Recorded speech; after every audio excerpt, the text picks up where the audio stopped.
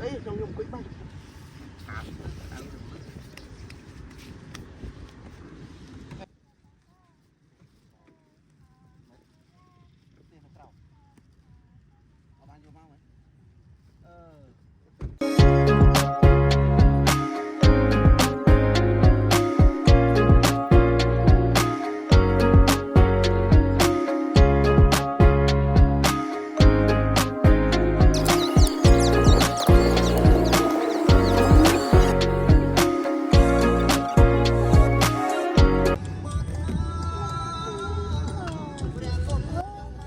ok វិលមកជួបគ្នាយើងម្ដងទៀតហើយ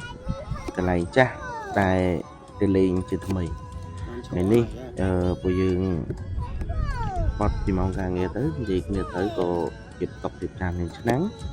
យើងមកធ្វើគូកិច្ចញ៉ាំនៅខាងជំនាញសែនសុខមានដីវាលធំមកកន្លែងពួកយើងអាចចតឡានបានណាគឺក៏ចតម៉ូតូដាក់អីខ្លួនឯងមកនៅចិត្តហ្នឹងក៏គេមានលក់អីដែរប៉ុន្តែយើងធៀមបានរបស់ខ្លួនយើងចំណាយតិចហើយសុបាយហើយស្រួលហូបផងដោយសារថាម្ដុំនេះតែម៉ោង 9 អីគឺគេធ្វើអស់ហើយអញ្ចឹងវាយើងចង់នៅយូរជាងហ្នឹងយើងមានតុកមានអីខ្លួនឯងគឺស្រួលដូចពីដើមវីដេអូមកអញ្ចឹងគឺយើងទិញជាទិញសាច់គោទិញគ្រឿងយើងមកជិះចំចែកគ្នាធ្វើទៅតែដោយសារខ្ញុំដាក់កាមេរ៉ាថតដល់ពេលដែល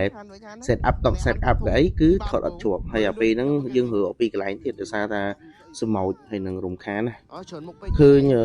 ជុំវិញហ្នឹងមានសម្រាប់មួយចំនួនដោយសារថាអ្នកមហូបមុនហ្នឹងគាត់ចេះសម្អាតណាដល់ធ្វើចឹងទី1ធ្វើឲ្យកើតមានរុយទី2គាត់ចាប់ផ្ដើមមានដូចជាសម្ោចមានអីចឹងទៅយើងសម្អាតមកសន្ទុះធំដែរទំនំតែបានអង្គុយបានហើយឃើញសម្រាប់គៀនហ្នឹងអើយខ្ញុំសូមសរសើរអ្នកដែលមកលេង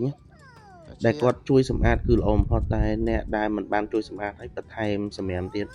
អត់គ្រប់ទៅទេព្រោះយើងដើរលេងយើងស្អាតអស់គ្នាល្អសម័យនេះហើយយើងគួរតែចេះយល់ជាមួយគ្នាអូខេត្រឡប់មកវីដេអូយើងវិញ